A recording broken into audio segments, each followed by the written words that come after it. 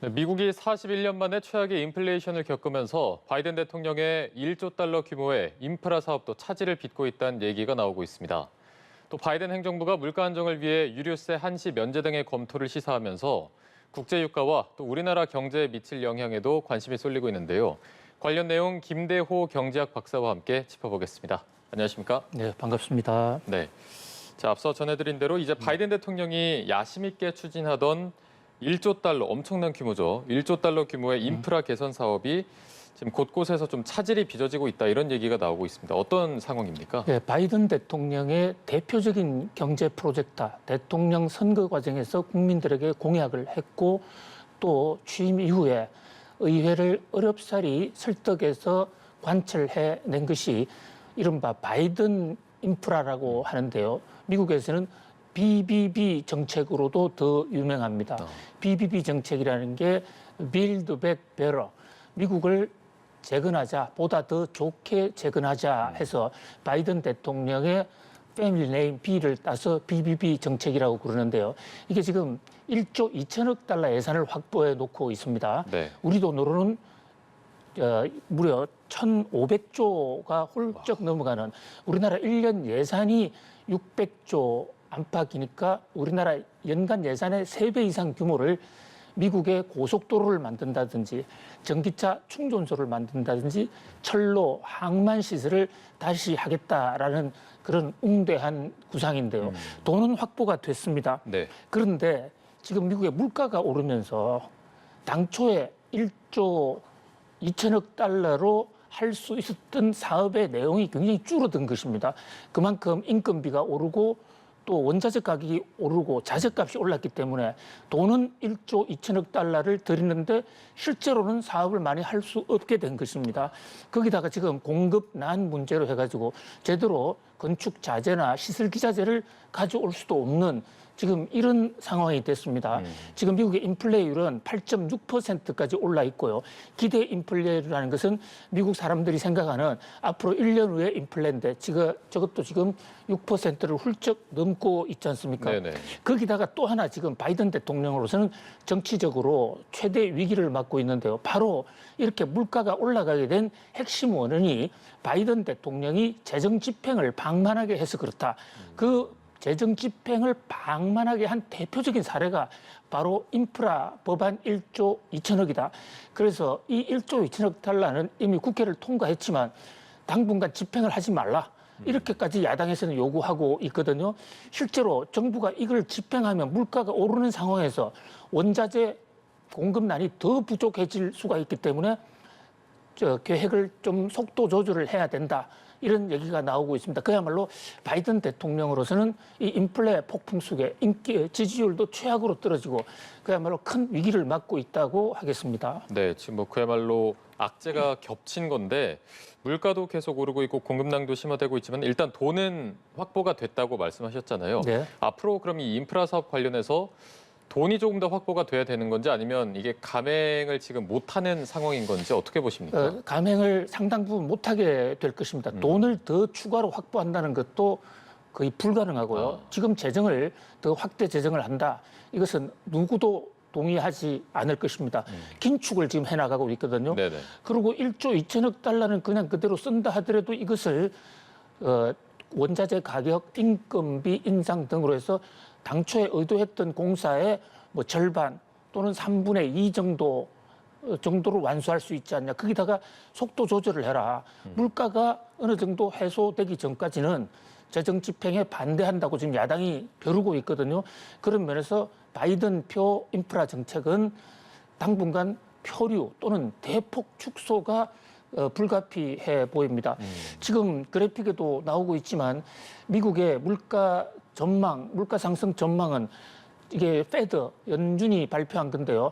성장률은 떨어지는데 물가 상승률은 계속 올라가고 있지 않습니까? 네네. 이런 상황에서 정부가 재정 집행을 할 수도 없고 해봤자 또 원가가 올라서 많은 양을 할 수가 없기 때문에 바이든 대통령의 치적에는 상당히 손상이 갈 것으로 보입니다. 네, 지금 어쨌든 미국 내 상황이 경기 침체에 대한 경고가 계속 나오고 있는데 또 미국 관료들은 이 경기 침체를 피할 수 있다 이런 입장을 내고 있습니다. 뭐 그 대책으로 대중관세 인하나 유류세 한시 면제 검토 등의 이런 조치 가능성을 시사했는데 효과가 있을 거라고 보십니까? 그렇습니다. 이제 경기 침체라는 말에 대해서 좀 세간에서는 오해가 있는 것 같아요.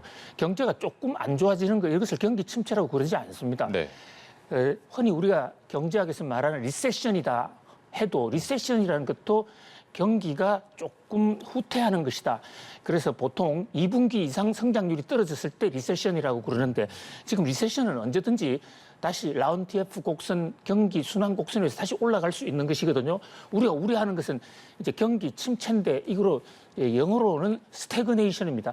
이것은 1년 이상 성장률이 0% 이상으로 떨어지는 그야말로 경제 비상사태인데요.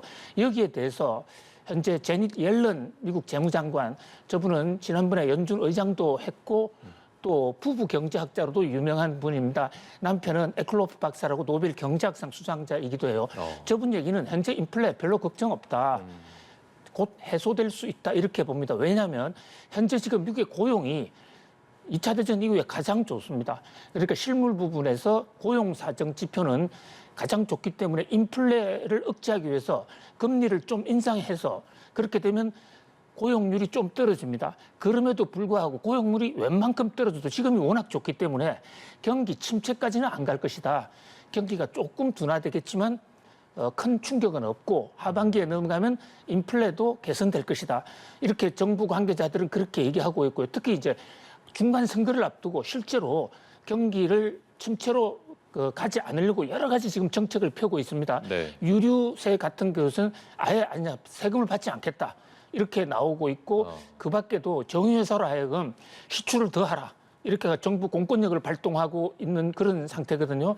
과연 제닛 옐런 재무장관이나 아니면 바이든 대통령 측 이 경제계 인사들의 주장대로 장담대로 경기 침체가 오지 않고 인플레를 극복할 수 있을 것인지 아니면 일부 좀 이 경제학자들의 우려대로 경기 침체로 갈 것인지 경기 침체로 가게 되면 인플레 이후에 경기 침체로 가면 물가는 올라가고 경제가 하방으로 해서 상당히 충격이 클 수가 있거든요. 네. 그래서 결국 앞으로의 세계 경제의 최고의 관심은 미국이 경기 침체로 가지 않고 인플레에 헤어날 수 있느냐 아니면 경기 침체로 가느냐 이 대목으로 모아지고 있다 이렇게 볼 수 있겠습니다. 네. 앞서 말씀해주신 이제 뭐 유류세 관련해서 세금을 아예 안 받거나 뭐 시출을 더하게 하는 이런 정책들이 국제 유가가 조금 잡히는데 효과가 있을 거라고 보십니까? 예, 그 미국의 유류세를 받지 않는 것은 국제 유가에는 영향이 없습니다. 미국 국내 유가가 급격히 떨어질 수가 있겠죠. 네네. 휘발유 가격, 경유값이 떨어질 것입니다. 사실 미국은 자동차 국가고 자동차 없으면 한 발짝도 다니지 못하는 나라이기 때문에 미국에서의 이 가스 요금, 미국에서는 흔히 이것을 가솔린의 가스로서 휘발유나 경유를 가스라고 표현을 하는데요. 이 가스 요금은 민생에 직결탄이 되거든요. 지금 우리나라는 유류세를 37% 한시 인하를 해주겠다 그러는데 미국은 아예 세금을 한 푼도 안 받겠다. 이렇게 지금 나오고 있습니다. 이제 두 번째 정책은 지금 말씀하신 대로 미국의 엑슨 모빌이라든지 미국의 석유 회사들이 전 세계에 석유 시추권을 많이 갖고 있습니다. 네네. 그것을 지금 강제로 석유를 더 생산하라. 하지 않으면 세금을 매기겠다 하는 것이 바이든 대통령의 정책인데요. 이 대목은 미국 정유회사들이 석유를 더 생산을 하면 유가가 떨어질 수가 있어요. 실제로 지금 지난 주말에 국제 유가 WTI나 브렌트유가 무려 7%가량 아주 급격히 떨어졌습니다. 이게 일시적일지 어떤 기조적으로 굳어졌을지는 알 수가 없지만 어쨌든 국제 유가가 좀 떨어지고 있다는 것은 우리 경제에도 상당히 서광이 비칠 수 있다. 상당히 희망적이다. 이렇게 볼 수가 있겠습니다. 네, 알겠습니다. 저희가 국내 상황도 조금 더 자세히 짚어보도록 하겠습니다. 이제 정부가 내일로 예정했던 3분기 전기요금 조정 발표를 연기를 했습니다. 그 배경을 먼저 한번 짚어볼까요? 예, 지금 우리나라의 전기요금 시스템은요, 한국전력이 우리 그동안에 원가가 많이 올랐으니까 가격을 좀 조정할 필요가 있다 해서 조정 단가 요청서를 산업부로 보냅니다. 그러면 산업부는 그것을 기획재정부와 상의해서 인상폭을 한전이 요구하는 폭대로 들어줄 것인지 아니면 거부할 것인지 또는 축소할 것인지 그걸 결정해서 한전에 통보를 하도록 돼 있는데요. 그게 오늘까지 통보를 해야 되는데 이것을 오늘 통보를 못하겠다.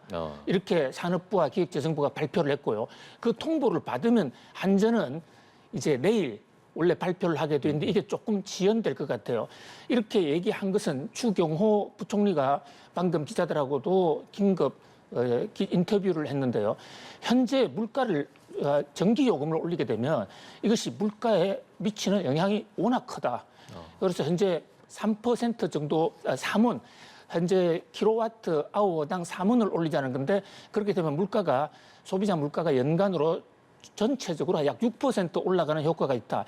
그래서 한전이 원가 부담 때문에 전기요금을 올려야 되는 게 불가피하다 하더라도 왜 이렇게 오르는지를 국민들이 정확하게 알 필요가 있다.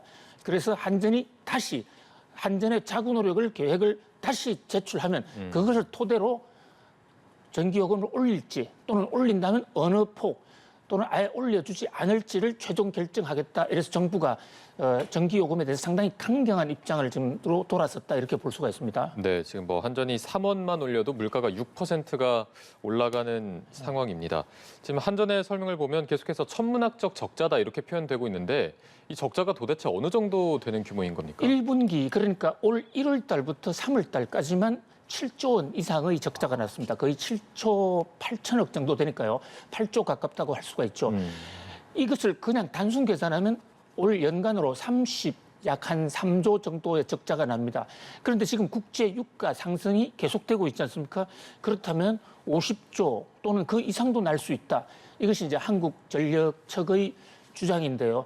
그러나 이제 정부 일각에서는 국제 유가가 오르는 데는 과연 그 전기값이 오르는 데는 국제 유가 오르는 것 때문만이냐 아니면 혹시 탈원전 때문이라든지 또는 한전공대라는 에너지 대학에 세워서 거기에 많은 돈을 준 거라든지 또는 한전 직원들 보너스로 특혜를 준 거 이런 것이 있는 게 아닌가 이 대목을 제대로 좀 따져와라.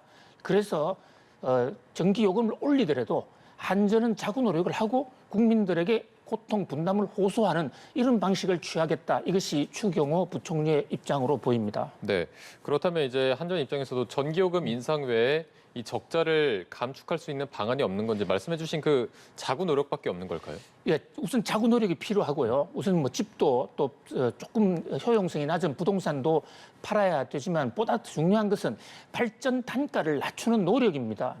그러니까 똑같은 기름을 뗀다 하더라도 좀 더 싸게 가져올 수도 있거든요. 네. 최근에 우리 가스공사에 관해서는 우리 천연가스 요금이 지금 LNG 요금이 7월 1일부터 올라가는데 한 조사에 따르면 한국가스공사가 들여오는 이 가스의 도입 단가가 민간 기업이 들여오는 것보다 2배 이상 높다는 겁니다. 그러니까 계약을 제대로 했는지 그다음에 또 국내에서 에너지 발전을 할 때 원자력을 했을 때 이 발전 단가와 석탄, 석유, LNG가 다 가격이 다릅니다. 그렇다면 이 비상시국에서는 이 에너지 포트폴리오를 좀 조정해야 되는 것이 아닌가. 이제 이런 것을 조정하면 가격을 좀 낮출 수가 있다. 이렇게 정부는 보고 있고요. 또 이게 전기요금이 올해만의 문제가 아니라 내년, 내후년에 지금 더 폭등할 가능성이 있기 때문에 정부로서는 특히 에너지 구성비, 어떤 원료를 더 많이 쓸 것이냐 여기에 대해서 한국전력 측에 자구 노력을 강력한 그 어떤 가격 인하 계획을 가져오라 이렇게 지금 요구하고 있는 것입니다. 네, 알겠습니다. 자, 그리고 정부가 어제 일요일이었는데 비상경제장관회의를 열었습니다. 여기서 이제 민생 물가 안정 대책을 내놨는데 유가를 잡기 위한 노력이 가장 또 중요한 것 같고요. 지금 유류세 인하폭을 법으로 허용된 최대 한도인 37%까지 확대하기로 했습니다. 그렇다면 이제 저희가 체감할 때 몇 퍼센트 이렇게 말고 가격으로는 얼마나 내리게 되는지 좀 체감을 할 수 있는 표현이 있을까요? 예, 그 가격이 이제 그 퍼센트에 연동이 돼 있기 때문에요. 딱 얼마로 정해져 있지 않습니다. 이를테면 현재 유류세 매기는 것에 30%까지 유류세를 안 받고 있는데요. 이것을 7월 1일부터는 37%로 더 인하를 많이 해주겠다 이런데 지금 경유, 휘발유 또 LPG들이 가격 단가가 다르거든요. 네. 근데 그래서 환산을 해보면 휘발유의 경우에는 한 50원 또는 뭐 이 경유는 30원 정도가 줄어들 수 있는데 적어도 가격이 달라지면 인하폭도 또 달라질 수가 있는 것입니다. 어쨌든 전체 세금의 7%포인트 정도를 더 깎아준다. 이런 얘기인데 이게 지금 우리나라 세법에 정부가 시행령이나 또는 행정부의 의지로서 깎아줄 수 있는 범위를 37%로 정하고 있거든요. 그러다 보니까 지금도 그래픽에 나옵니다만 휘발유는 57원, 또 경유는 38원을 추가로 더 인하가 되는데요. 지금 국제 유가 또는 휘발유 기름을 한번 넣으려고 차에 가면 뭐 적은 금액이 아니기 때문에 저 정도의 인하로 과연 뭐 체감이 될까 그런 좀 아쉬움이 있습니다. 그러나 정부 입장에서는 할 수 있는 한도거든요. 미국은 아예 이것을 이 세금을 안 받겠다. 이것은 국회하고의 합의를 하는 겁니다. 그런데 우리나라는 지금 국회가 열리지 못하니까 네네. 정부에서도 입장이 좀 답답한 것 같은데 물가를 생각해서는 적어도 단기적으로는 미국처럼 우리도 유류세를 일정 기간 받지 않는 그런 좀 강력한 대책이 필요하지 않나 이렇게 보이고요. 그 밖에도 정부는 이 서민들의 교통비 부담을 떨어주기 위해서 대중교통을 이용했을 때 거기에 그 소득공제 한도를 지금 40%를 80%로 올린다든지 나름대로의 대책을 세우고는 있습니다만은 워낙 이 물가 상승 폭이 작년에 비해서 상당히 지금 높아져 있기 때문에 정부로서도 고민이 많을 것으로 보입니다. 네, 알겠습니다. 자, 그리고 이제 조금 다른 얘기긴 한데요. 2030 세계 박람회가 이제 부산에 유치하기 위해서 뭐 정부, 재계, 부산시 각계가 총력전을 펼치고 있습니다. 이게 어떤 의미가 있는지 한번 짚어주시죠. 이제 저는 경제적으로요, 올림픽 또는 월드컵보다 훨씬 더 그것의 2배 내지 3배 이상의 경제적 파급 효과가 있다. 이게 뭐 부산에서 개최하느냐 서울에서 개최하느냐 이게 문제가 아니고 대한민국 땅 안에서 세계 박람회를 개최한다는 것은 대단히 의미가 있는 일입니다. 전 세계의 산업 성장 역사를 보면 영국 박람회로 시작을 해서 전 세계 신제품들이 다 박람회에 나왔고요. 또 박람회는 우리가 돈을 내서 박람회를 주최하는 게 아닙니다. 우리는 땅만 제공하면 전 세계 각국이 자기 나라 돈을 내고 시설을 다 가져오게 됩니다. 그것을 대한민국 한 자리에 놓고 볼 수 있다? 이것은 우리 산업 발전이나 우리 기업의 수출 확대에 굉장히 도움이 되거든요. 지금 한덕수 총리가 이것 때문에 프랑스로 갔습니다. 네네. 여기 프레젠테이션을 하러 갔는데 저는 물가도 중요하지만 그에 못지않게 우리가 이 세계 박람회를 유치하는 것은 대단히 의미가 있다고 보여져요. 그 전에 우리가 여수 박람회나 또는 대전 박람회를 개최했는데 뭐 별 효과가 없더라. 이렇게 얘기하시는 분이 있어요. 그때도 물론 효과가 컸습니다만 그 박람회하고는 비교할 수가 없습니다. 왜냐하면 이 여수 박람회나 대전 박람회는 등록 박람회가 아니에요. 그러니까 좀 세미 박람회인 거죠. 그럼 우리가 다 돈을 댄 것이고 주제도 하나로 제한되고 기간도 굉장히 짧은 겁니다. 우리나라는 건국 이후로 국제 박람회 기구가 공인하는 이 등록 박람회를 한 번도 해본 적이 없습니다. 그런 면에서 여수와 대전하고는 비교할 수 없는 2030 엑스포는 우리 경제의 경제 산업 유발 효과가 엄청나게 크다. 지금 윤석열 대통령이 취임하자마자 재계 최태원 회장과 함께 지금 강력하게 드라이브를 거는데 저것은 상당히 바람직한 생각이 꼭 좀 유치를 했으면 좋겠다. 그렇게 한번 강구해 봅니다. 네, 저희 기억 속에 있는 뭐 대전 엑스포나 여수 엑스포보다 훨씬 더 대규모의 엑스포이고 또 뭐 말씀하신 대로 올림픽이나 월드컵보다 경제 효과가 2배 이상 있을 것이다 이렇게 말씀해 주셨는데 뭐 일자리나 다른 관광 측면에서 구체적으로 좀 어떤 경제 효과가 있다고 보면 될까요? 지금 현재 시뮬레이션 한 결과를 놓고 보면요. 현재 뭐 금액 대비로도 만약에 세계 박람회를 2030에 개최하게 되면 지금 확정되는 내년부터 시작해서 계속 이 인프라를 깔아 나가야 되거든요. 네. 거기에 따라서 어떤 그 수요가 창출이 되고 일자리도 굉장히 확대된다. 일자리의 경우에는 50만 명 정도, 또 경제 효과는 60조 정도로 되는데 이것은 베이직입니다. 최소한으로 했을 때고요. 자, 과거의 박람회는 주제가 하나밖에 안 되고 기간도 뭐 한 달. 근데 이 세계 박람회 공인 박람회는 등록 박람회는 기간이 무려 6개월입니다. 그리고 각종 기계를 그 돈을 세계 각국의 각 기업들이 스스로 들여서 우리나라에 갖다 놓기 때문에 그것 자체로도 우리나라의 생산 유발 효과, 기술 이전의 효과도 상당히 크거든요. 그런 면에서 올림픽과 거기에 월드컵에 비견할 바가 안 되고요. 올림픽이나 이 월드컵은 그 기간 중에 반짝하지만 이 산업 박람회는 6개월 내내 그냥 그 인산 이내로 인파가 끓습니다. 이럴 때면 프랑스 파리에 가면 에펠탑이 있어요. 네네. 그 에펠탑이 바로 박람회 때 만든 건데요. 그런 것들도 이 박람회를 통해서 지어진 것이거든요. 그런 면에서 지금 산업이 전환하고 있는데 새로운 제품의 경연장이 한국이 된다. 이것은 상당히 의미가 있다 이렇게 볼 수 있겠습니다. 네, 말씀 들어보니까 꼭 유치가 돼야 될 것 같습니다. 네. 자, 오늘은 여기까지 말씀 나눠보도록 하겠습니다. 김대우 경제학 박사와 함께했습니다. 고맙습니다. 감사합니다.